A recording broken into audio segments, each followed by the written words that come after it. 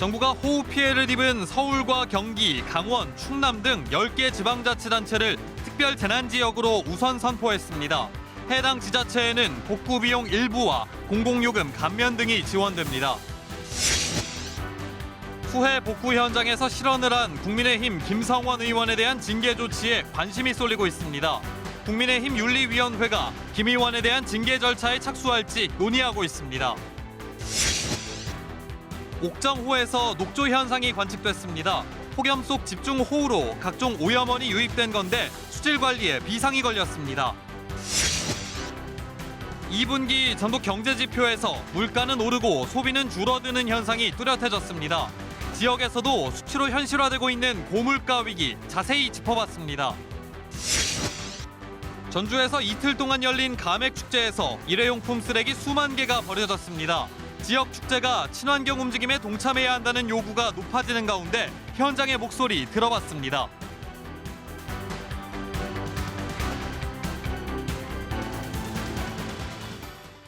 시청자 여러분 안녕하십니까? 전북 7시 뉴스입니다. 비 피해가 집중된 전국 10개 지역이 특별 재난지역으로 우선 선포됐습니다. 정부는 피해 복구가 최우선이라며 다른 지역도 신속한 피해 조사를 통해 특별 재난지역으로 추가 선포하겠다고 밝혔습니다. 첫 소식은 박희봉 기자가 전합니다. 지난 8일부터 쏟아진 집중호우로 주택 상가 등 15,000여 곳이 물에 잠겼고 도로와 하천 수백 곳이 유실되거나 제방이 무너졌습니다. 정부가 이런 피해 지역의 빠른 복구를 위해 전국 10개 지자체를 특별 재난지역으로 우선 선포했습니다. 서울 영등포구와 관악구, 강남구 개포 일동이, 경기도 성남시와 광주시, 양평군, 여주시 금사면과 삼북면이 포함됐습니다. 강원도 횡성군, 충남 부여군과 청양군도 특별 재난지역으로 선포됐습니다. 특별 재난지역 선포에 따라 이들 지자체의 피해 복구비는 50에서 80%가 국비로 지원됩니다.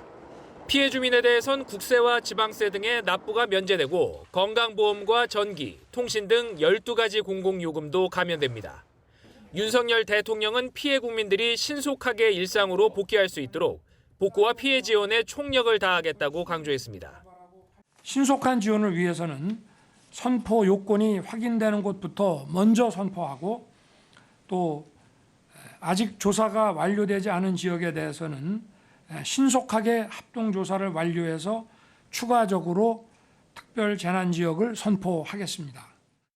이달 말까지 조사를 마쳐 요건을 충족하는 지자체는 즉시 특별 재난지역으로 추가 선포할 계획입니다.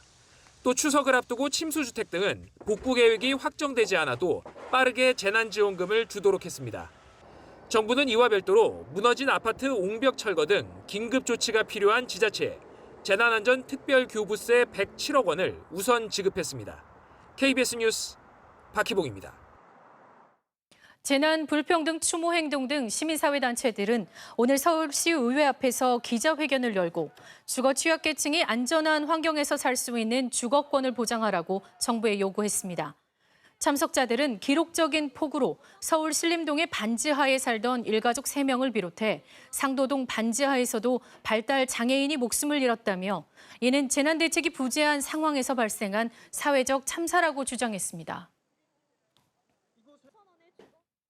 계속된 폭염과 잦은 비로 부유물 유입이 늘면서 옥정호가 녹조로 몸살 앓고 있습니다.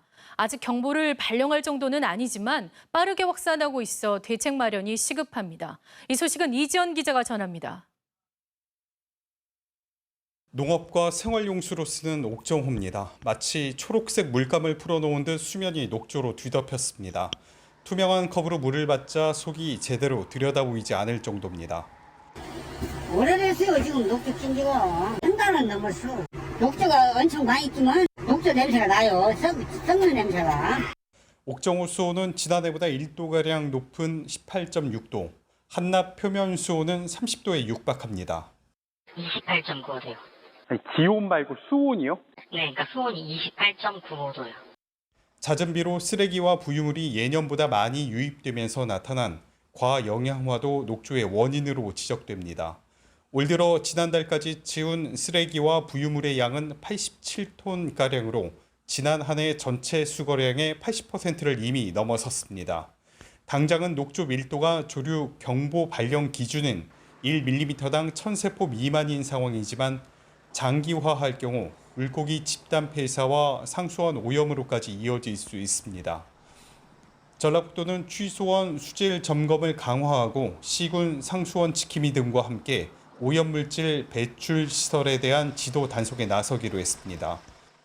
현재 관심 단계 미만으로 원수 관리에 문제가 없으며 추후 녹조 발생 예방 차원에서 예찰 활동을 강화하여 먹는 물 관리에 최선을 다하겠습니다. 녹조가 기준 수치를 넘어서면 조류 제거제 살포, 조류 방지막 설치, 물 순환 장치 가동 등의 조치를 취할 예정입니다. KBS 뉴스 이재현입니다. 지난주부터 다시 오름세를 보인 원달러 환율이 오늘 큰 폭으로 뛰었습니다. 장중 1,340원을 넘어 13년 4개월 만에 최고치를 기록했는데 종가도 1,340원 직전에서 마감했습니다. 오수호 기자입니다. 원달러 환율은 개장부터 전 거래일보다 10원 가까이 오른 상태로 시작했습니다. 장이 열리자마자 지난주 금요일 기록했던 장중 연고점을 넘은 겁니다. 이후로 줄곧 오르던 환율은 오후 들어 1달러에 1,340원까지 돌파했습니다. 원달러 환율이 장중 1,340원을 넘은 건 세계 금융위기 여파가 있던 2009년 4월 이후 13년 4개월 만입니다. 장 마감 직전 상승폭이 조금 꺾이며 1,340원 턱 밑에서 거래를 마쳤습니다. 미국이 기준금리 인상 속도를 늦출 거란 기대감이 반영되며 한동안 안정세를 보였던 원달러 환율은 지난주부터 다시 급등하고 있습니다.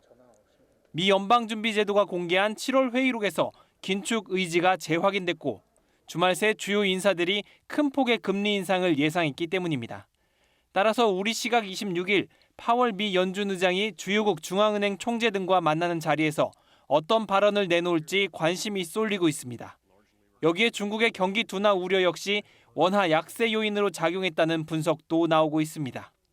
우리 증시도 미국의 긴축에 대한 우려 탓에 코스피와 코스닥 지수 모두 하락했습니다. 코스피는 1% 넘게 내려 2,460선까지 밀렸고 코스닥 지수는 2% 넘게 하락하며 800선 아래로 떨어졌습니다. KBS 뉴스 오수호입니다. 올해 2분기 물가가 24년 만에 가장 큰 폭으로 상승했습니다. 통계청이 오늘 발표한 자료를 보면 2분기 전국 소비자 물가 지수는 107.54로 1년 전보다 5.4% 상승했습니다. 이는 2분기 기준으로 1998년 이후 최고치입니다. 품목별로는 석유류가 36% 이상 뛰었고 가공식품과 외식 품목도 7%대로 크게 올랐습니다. 지역별로는 강원 지역 물가가 6.6% 올라 전국에서 가장 높았고 경북과 제주가 뒤를 이었습니다. 지역 경제 현황을 보여주는 2분기 주요 지표들이 나왔습니다. 전북은 물가가 치솟으면서 소비가 감소세로 돌아섰고 제조업 생산 증가세는 둔화된 것으로 나타났습니다. 이 소식은 김종환 기자가 전합니다. 한두 달 전만 해도 주유소에서 파는 휘발유와 경유값은 1리터에 2,000원이 넘었습니다. 한 해 전보다 40% 가까이 오른 겁니다. 석유류뿐만 아니라 가공식품, 축산물, 개인 서비스 등을 중심으로 거의 모든 상품과 서비스 물가가 오르면서 올해 2분기 전북 소비자 물가 상승률은 5.8%에 달했습니다. 2008년 3분기 6.2%를 기록한 이후 최고 상승률입니다. 물가가 치솟으면서 소비는 줄었습니다. 전북 지역 2분기 소매 판매는 한 해 전보다 1.5% 감소했습니다.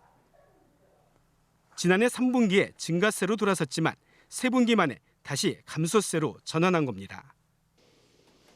지난해 1분기부터 뚜렷한 회복세를 보이던 제조업도 생산 증가세가 둔화됐습니다. 화학제품 생산이 10% 넘게 줄었습니다. 사회적 거리두기 완화로 숙박 음식점과 운수 창고 업종이 활기를 되찾으면서 서비스업 생산은 4.4% 늘었습니다. 취업자 수도 도소매, 음식 숙박업과 개인 서비스 등 소규모 자영업 중심으로 증가했지만 광제조업과 건설업 취업자 수는 오히려 5천 명 넘게 감소했습니다. 고용률은 상승했지만 30대에서는 오히려 1.5%포인트 하락했습니다. 인구도 순유출되고 있는데 20대는 전북으로 전입하는 사람보다 다른 시도로 전출하는 사람이 1,700여 명이나 더 많았습니다. KBS 뉴스 김종환입니다. 전북은행의 가계대출 예금금리의 차이가 전국 19개 은행 가운데 가장 큰 것으로 나타났습니다. 은행연합회 통계를 보면 7월 현재 전북은행 가계대출 금리는 9.46%, 저축성 수신금리는 3.13%로 가계 예대금리 차가 6.3%포인트였습니다.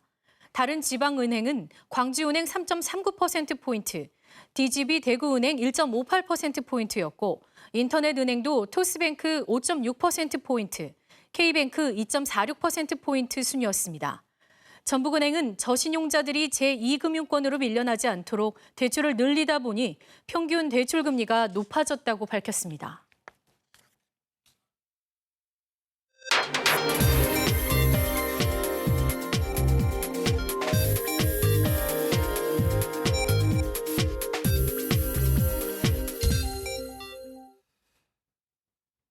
농촌만큼이나 일손이 부족한 곳, 바로 공장입니다. 특히 모든 산업의 기반인 지역 뿌리 기업들의 인력난이 심한데요. 외국인도 고용하기 어려워 생산에 차질을 빚을 정도라고 합니다. 서윤덕 기자입니다. 지난해 기준 전북의 뿌리 기업은 680여 곳. 용접을 하거나 금속틀을 만드는 등 말 그대로 모든 산업의 뿌리 역할을 하고 있습니다.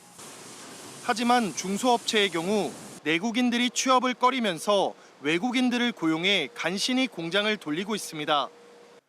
코로나19로 외국인 구하기도 어려워져 극심한 인력난에 시달리고 있습니다. 인력 충당이 한 50% 정도 안 되다 보니 지금 산업적으로 일할 사람이 없어서 생산을 못하는 지금 현재 실정입니다. 안 그래도 약한 전북의 제조업 기반이 흔들릴 수 있다는 우려가 커지고 있는 상황. 정부 지역특화형 비자 시범사업 공모에 전북 지역 자치단체들이 뛰어들게 된 이유입니다. 사업에 선정되면 인구 감소 지역에서 5년 이상 취업하고 거주하는 조건으로 지역 대학을 졸업한 외국인 등에게 체류 비자를 내줄 수 있습니다. 인구 감소 지역이면서 공단이 있는 김제시와 정읍시, 남원시가 전라북도와 함께 신청할 예정입니다. 제조업 일손 부족과 인구 감소 문제를 동시에 해결하는 데 도움이 될 것으로 보고 있습니다. 비자만 발급하는 것이 아니라 그분에게 계속 정착할 수 있는 지원 프로그램도 만들고 이 전라북도 도민의 한 사람으로서 제대로 살아갈 수 있도록. 법무부는 공모 결과를 다음 달 초 발표한 뒤 시범 사업을 토대로 비자 발급 권한을 지역에 확대하는 방안을 검토할 예정입니다. KBS 뉴스 서윤덕입니다. 코로나19 재유행 확산세가 다소 주춤한 가운데 신규 확진자는 5만 명대 후반을 기록했습니다. 하지만 위중증 환자와 사망자 수는 여전히 증가세를 보이고 있습니다. 안다영 기자가 보도합니다. 코로나19 신규 확진자가 하루 새 5만 9,046명 늘었습니다. 국내 발생이 5만 8,640명, 해외 유입 사례가 406명입니다. 신규 확진자 수는 전날 11만 명대의 절반 수준이며 일주 전 월요일보다는 3,000명가량 적습니다. 월요일 기준으로 신규 확진자 수가 일주 전보다 줄어든 건 약 2달 만입니다. 이처럼 신규 확진자는 줄어드는 경향이 있지만 위중증 환자와 사망자 수는 여전히 증가세입니다. 오늘 0시 기준 위중증 환자는 어제보다 20명 늘어난 551명으로 사흘째 500명대를 기록하고 있습니다. 사망자는 하루 새 65명 늘었습니다.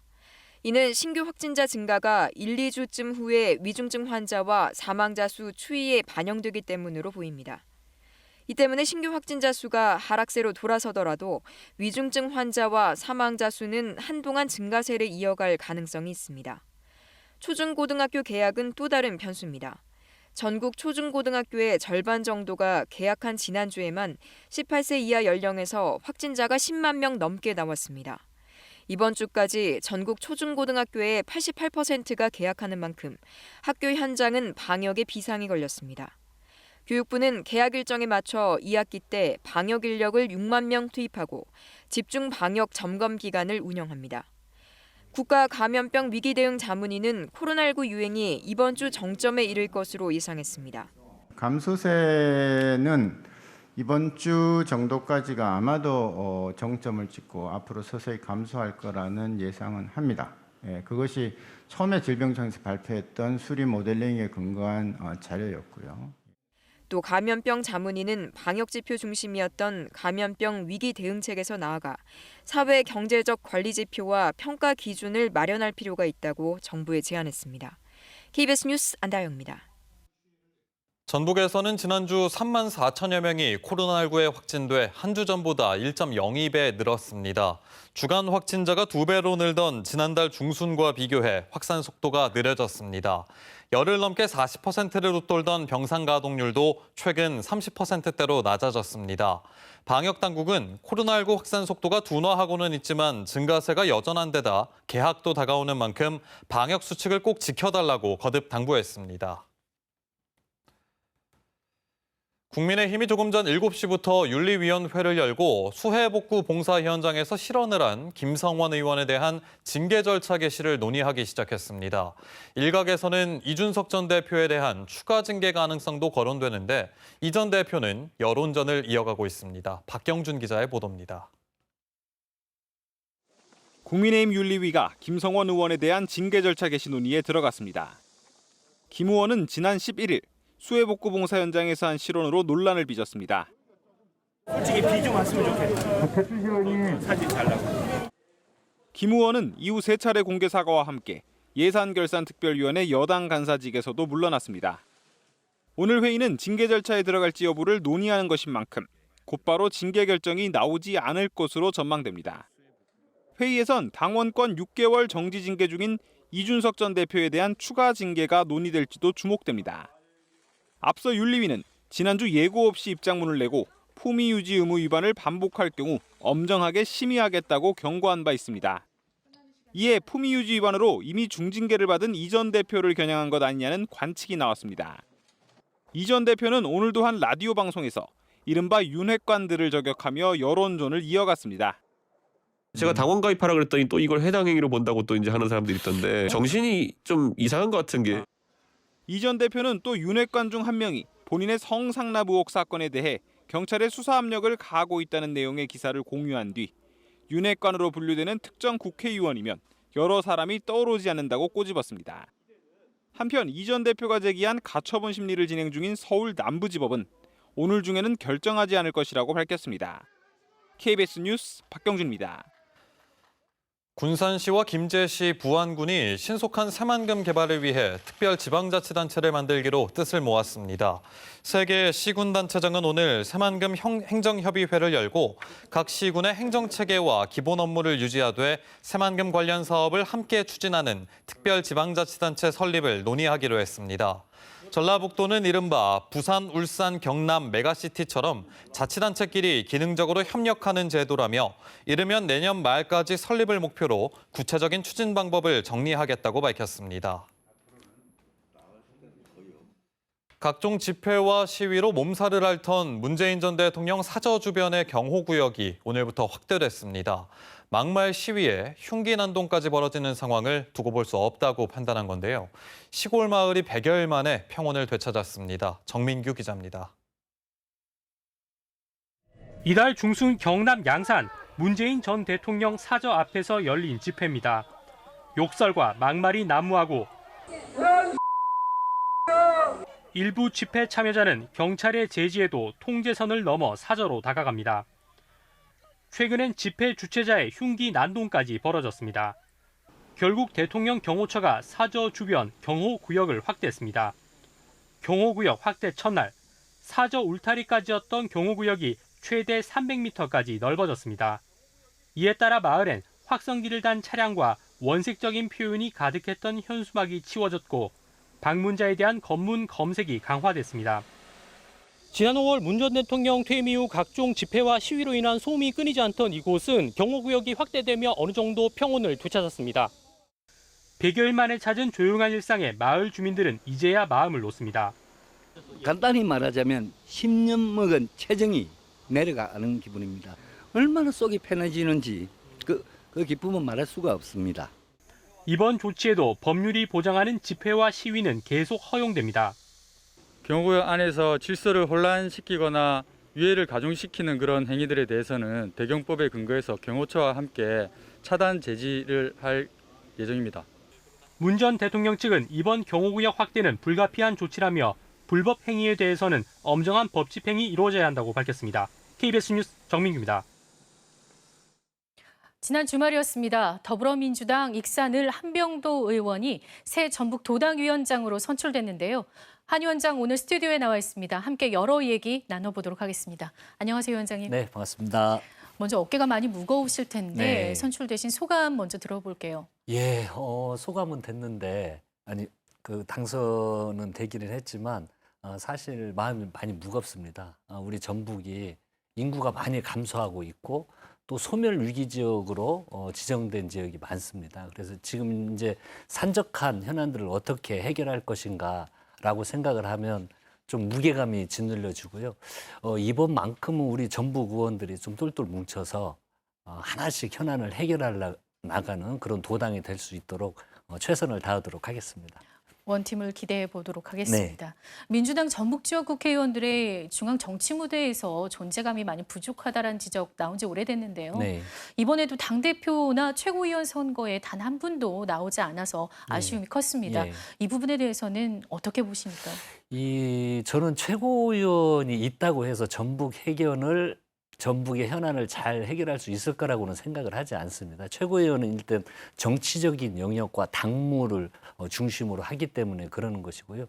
저는 우리 전라북도 의원들이 역할을 충실히 잘 해왔다 이렇게 생각이 듭니다. 현안 해결을 위해서 원내에서 우리 김성주 의원님, 다음에 이제 김윤두 의원님도 간사가 되셨고 안우영 의원님도 상임위 간사를 맡아서 주요 직책을 수행을 했습니다. 또 우리 신영대 의원님, 윤준병 의원님, 이원택 의원님은 매년 애결위에 들어갔거든요.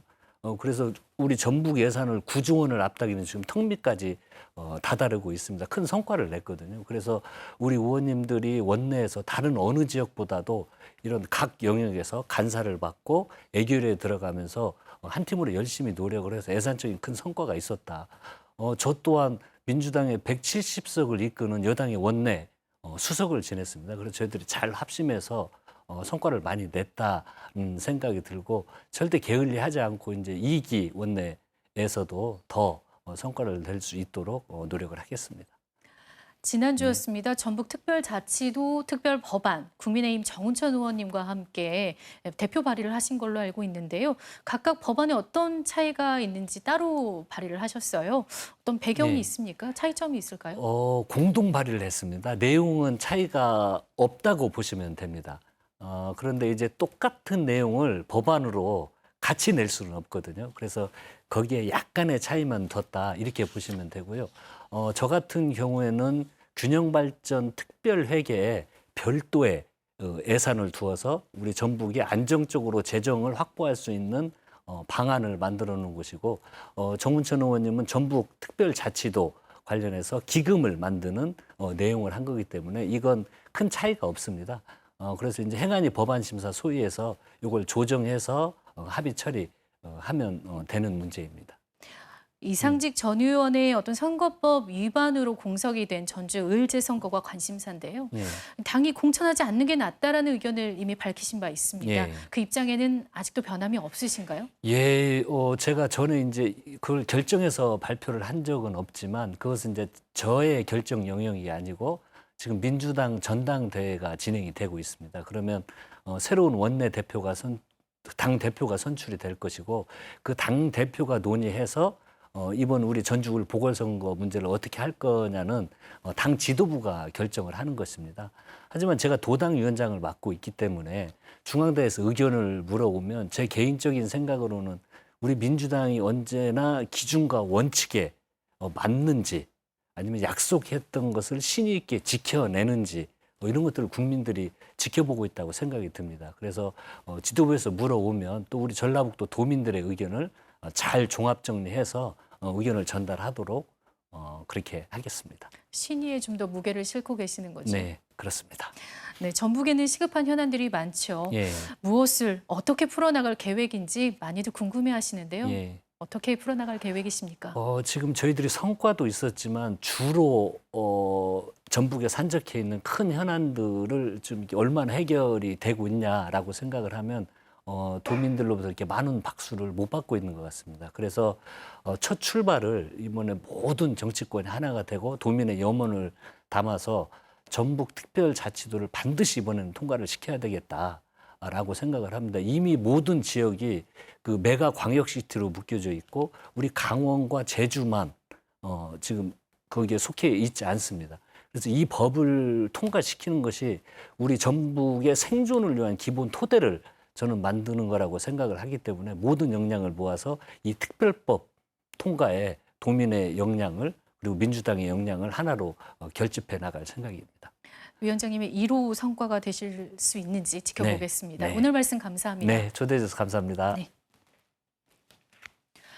다음 소식입니다. 설립자와 그 일가의 파행적인 학교 운영으로 문제가 됐던 전주 완산학원에 관선 이사가 파견된 지 3년 가까이 됐습니다. 2기 이사 선임을 앞두고 그동안 성과와 과제를 평가하는 자리가 마련됐는데요. 문제가 또 있습니다. 이 소식은 이종환 기자가 취재했습니다. 3년 전 설립자와 그 일가가 수십억의 학교 돈을 빼돌린 사실이 적발되는 등 총체적인 사학 비리로 드러난 전주 완산학원. 학교 정상화를 위해 파견된 임시위사회가 임기를 20일가량 앞두고 기자회견을 열었습니다. 지난 3년간 활동 성과로 부패 청산과 깨끗한 사학재단의 모범 창출, 학교 자치 토대 조성, 열악한 학교 환경 개선 등을 내세웠습니다.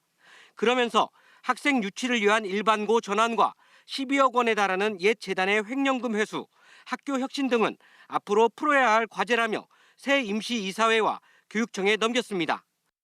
그런데 교장 재임용을 놓고 현 이사회와 교육청 간 갈등이 불거지면서 상황이 순탄치는 않아 보입니다. 전북교육청은 내부 민원을 이유로 현 이사회가 선임한 교장에 대해 감사에 나섰고 이사회는 문제가 없다며 재임용 절차 강행 입장을 밝혔기 때문입니다. 미리 예측할 수 있는 그런 인사 시스템을 저희들이 고민해야 되고 그러한 과정에 지금 시행하고 있는 거다. 새로운 이사진들이 9월 9일 날 임명된다고 하더라도 오면 바로 시행을 해야 되고. 교육청 측은 감사가 진행 중이고 다음 달이면 새 임시이사진이 꾸려지는데 임기가 내년 2월까지인 교장 재임용을 굳이 서두를 필요가 없다는 입장입니다. 현재 교장 선생님이 감사가 진행 중이기 때문에 감사 결과에 따라서 중임 여부를 결정했다면 좀 더 상식적이지 않을까. 이사회가 교장 재임용을 강행하더라도 교육청으로선 막을 방법은 없습니다. 가장 우선해야 할 학교 정상화를 위해 양보와 타협의 자세가 시급해 보입니다. KBS 뉴스 이종환입니다. 반도체 관련 학과의 정원을 늘리는 계획으로 지역 대학의 위기감이 커진 가운데 정부가 2026년까지 5년 동안 디지털 인재도 100만 명까지 늘리기로 했습니다. 교육부는 오늘 대학의 디지털 전공 정원을 늘리고 영재 교육을 강화하는 내용이 담긴 디지털 인재 양성 종합 방안을 발표했습니다. 이 방안에는 대학의 디지털 관련 첨단 분야 학과에선 모집 정원 한도를 없애고 권역별 정원 제한 등의 규제도 적용받지 않는 내용이 담겨 있습니다. 오늘 에너지의 날을 맞아 전북에서도 밤 9시부터 5분 동안 불 끄기 행사가 열립니다. 전북도청과 전주시청 등 공공기관과 전주 지역 아파트 30개 단지가 동참합니다. 올해로 19년째를 맞은 에너지의 날은 역대 최대 전력 수요를 기록했던 2003년 8월 22일을 계기로 에너지의 중요성을 알리기 위해 만들어졌습니다. 전주시가 건축물 고도 제한 등 각종 규제를 푸는 방안을 검토하고 있는 가운데 환경단체는 졸속 추진해서는 안 된다고 주장했습니다. 전북환경운동연합은 40m 이상 고층 건물의 도시계획위원회 심의와 원도심 건축물 규제 등을 폐지하고 공원 주변 고도 제한도 완화하겠다는 전주시의 계획은 난개발을 부추기고 관광도시 전주의 경관을 훼손할 것이라고 우려했습니다. 원도심 프랜차이즈 입점 제한을 풀면 갱리단길 등에 형성된 지역 상권이 훼손돼 특유의 정체성과 경쟁력을 잃게 될 거라며 규제 완화를 재검토하라고 촉구했습니다.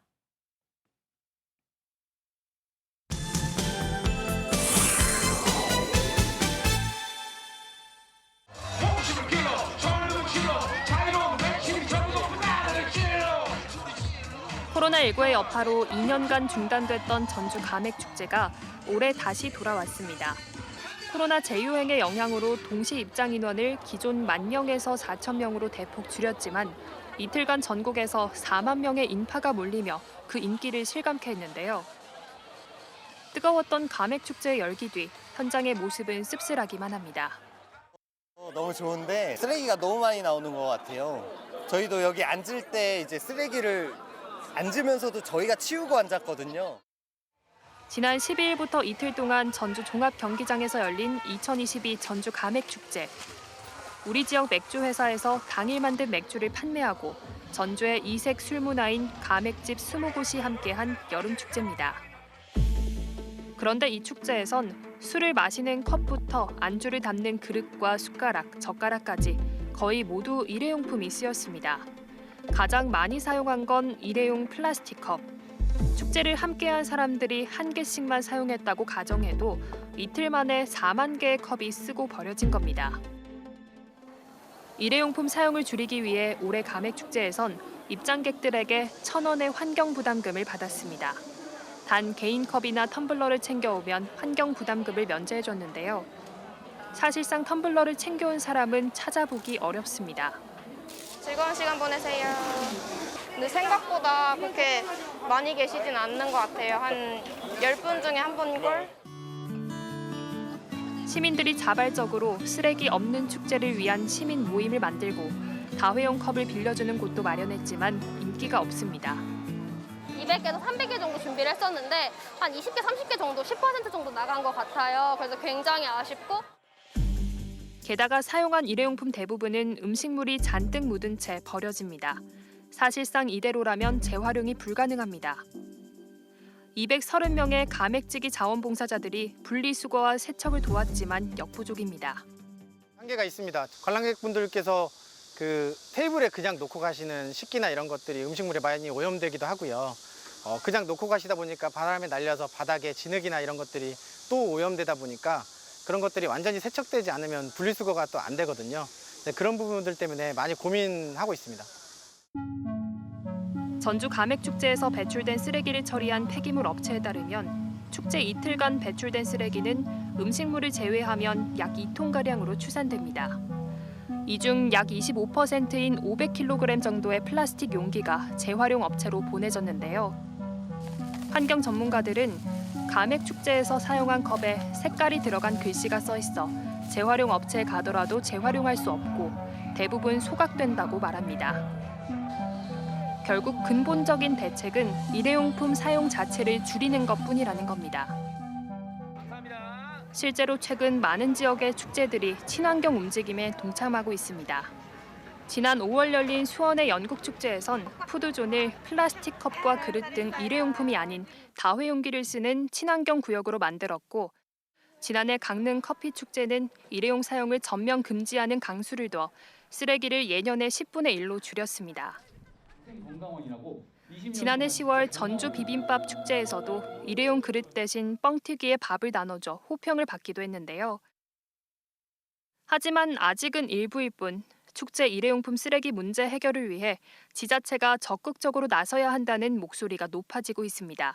쓰레기 없는 축제를 위한 가이드라인이 필요한 것 같고요. 품목에서 일회용용품 사용하지 않게 하는 것과 또 하나는 일회용용품 사용 대신 다회용기로 사용할 수 있는 지원책도 마련할 필요가 있다고 봅니다. 바야흐로 축제의 계절입니다. 올가을 치러질 전북 지역 축제는 약 30여 개. 지역의 자랑거리를 알리고 함께 즐기는 지역 축제가 쓰레기로 얼룩지지 않도록 이제는 축제도 변해야 합니다. 8월 KBS 전주방송국 시청자위원회가 오늘 방송국 회의실에서 열렸습니다. 시청자위원들은 지역 현안에 대해 구체적이고 정확한 정보 전달과 지속적이고 심층적인 보도를 이어가달라고 요청했습니다. 전북의 위상을 높일 수 있는 프로그램 제작에도 힘써달라고 당부했습니다. 해양수산부가 갯벌 세계 자연유산 보전본부를 세울 자치단체 공모에 나선 가운데 전북도의회가 평가 기준을 두고 강하게 반발했습니다. 이들은 예정됐던 평가 기준에서 갯벌 면적 기준이 축소되고 세계 자연유산 등재를 위한 기여도 항목이 신설된 것은 특정 지역에 혜택을 주려는 시도라고 주장했습니다. 갯벌뿐 아니라 유무형의 세계유산을 두루 보유한 고창이 갯벌 세계자연유산 보전본부가 들어설 최적지라며 세계유산을 정치적으로 악용해선 안 된다고 강조했습니다. 전국 공무원 노동조합 전북지역본부 남원시 지부는 최경식 남원시장이 조합원을 무시하고 원칙과 기준도 없이 하반기 인사를 강행했다고 주장했습니다. 노사 간 합의로 지난 15년 동안 정착된 직위 공모제를 없앤 점을 대표적인 예로 들며 최 시장의 사과와 직위 공모제 준수 등 5가지 사항을 요구하고 나서 집행부의 대책이 주목됩니다.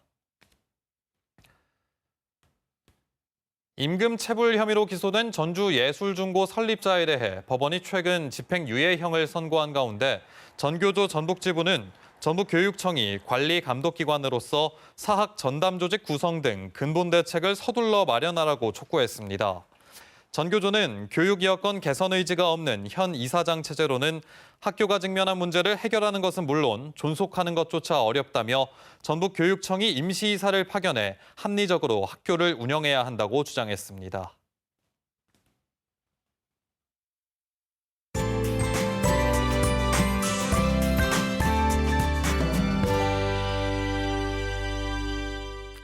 더위가 물러간다는 절기 처설을 하루 앞두고 오늘도 무더웠습니다.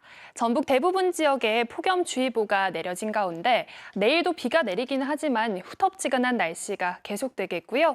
일부 지역에는 열대야도 나타나겠습니다. 북쪽에서 다가오는 기압골의 영향으로 내일 오전부터 점차 비가 내리겠습니다. 전북 서부에 10에서 50mm, 동부에는 5에서 30mm의 비가 예상됩니다. 저녁에 대부분 그치겠지만 전북 동부는 모레 오전까지 이어지는 곳이 있겠습니다. 내일 종일 하늘이 흐린 가운데 비가 오락가락하겠습니다. 자세한 지역별 기온을 보시면 서부 지역의 아침 기온 전주가 25도로 오늘과 비슷하겠고요. 낮에는 체감온도가 30도를 웃도는 곳이 많겠습니다. 동부 내륙의 아침 기온은 22도 안팎이 예상됩니다. 낮 기온은 무주와 남원이 30도까지 오르겠습니다. 물결은 서해남부 먼바다에서 최고 3.5m까지 일겠고 바람도 강하게 불겠습니다. 항해나 조업하는 선박은 유의하셔야겠습니다. 내일 절기 처서가 지나고 모레부터는 낮 기온이 30도를 밑돌면서 더위가 누그러질 전망입니다. 날씨였습니다.